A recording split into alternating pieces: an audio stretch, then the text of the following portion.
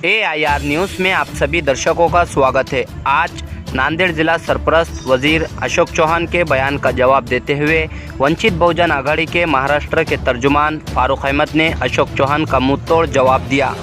वाज़ेह रहे कि अशोक राव चौहान ने प्रेस कॉन्फ्रेंस में वंचित बहुजन आघाड़ी के सदर प्रकाश अंबेडकर पर मराठा समाज को तकसीम करने की बात कही थी। अशोक चौहान से मैं ये कहना चाहता हूँ कि माननीय बाबा साहब अम्बेडकर ने गरीब मराठा और अमीर मराठा का ये जो फर्क बताया है ये हकीकत है, और ये हकीकत को सामने लाने की हिम्मत सिर्फ बाबा साहब अम्बेडकर के अंदर है, बाकी और कोई लीडर में नहीं है।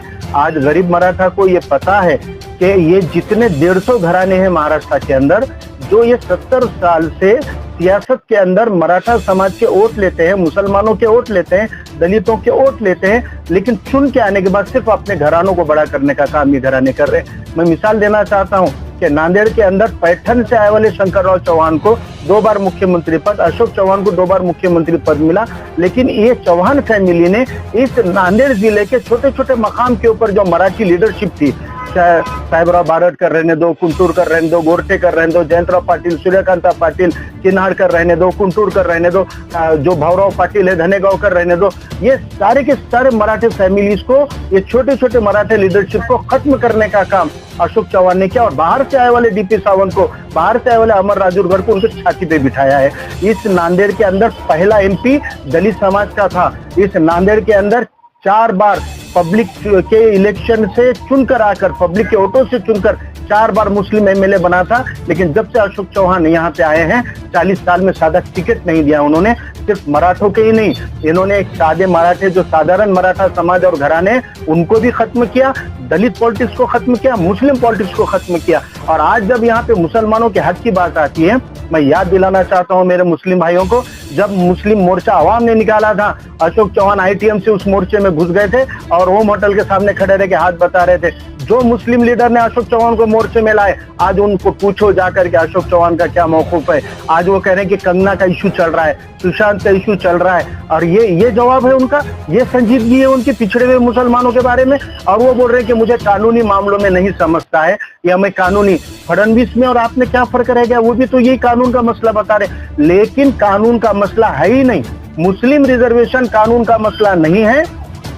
हाईकोर्ट और सुप्रीम कोर्ट से ज्यादा जानकार अशोक चौहान नहीं है। ये जो अशोक चौहान सुप्रीम कोर्ट से ज्यादा शाने हो गए क्या?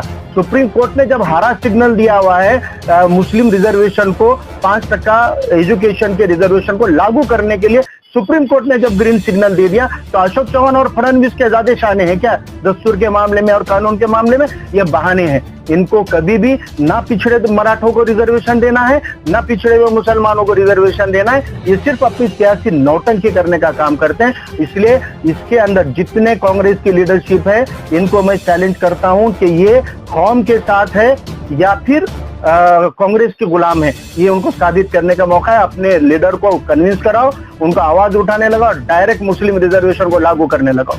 मराठा और मुस्लिम रिजर्वेशन को लेकर क्या बोलिए?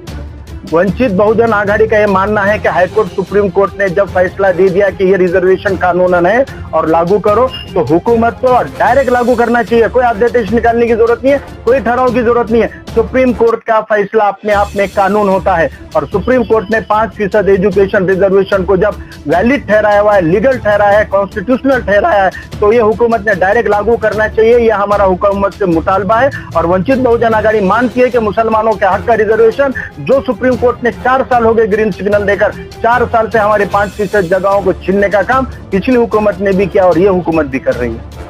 देखिए, माननीय बाबा साहब अम्बेडकर ने खुले तौर पे कहा है कि जब तक जो सही पसमानदा तबका है मराठा समाज का, जो मुझे लगता है कि मराठा महासंघ और संभाजी ब्रिगेड ने जो एक रैशनल या विवेकवादी चळवळ शुरू की, बहुजनवाद की, उसकी वजह से जितने मराठा नौजवान जागरूक हो गए हैं, जिनको समझ में आ गया है कि हम बहुजनवादी हैं, वो सारे लोग आज ये प्रस्तापित मराठा के खिलाफ रास्ते पे उतरे हैं, सियासी घरानों के खिलाफ रास्ते पे उतरे हैं। और बाबा साहब ने कहा कि अगर ये गरीब मराठा एक होकर लड़ना चाहता है, तो मैं नेतृत्व करने, मैं साथ देने, मैं साथ खड़े रहने तैयार हूँ।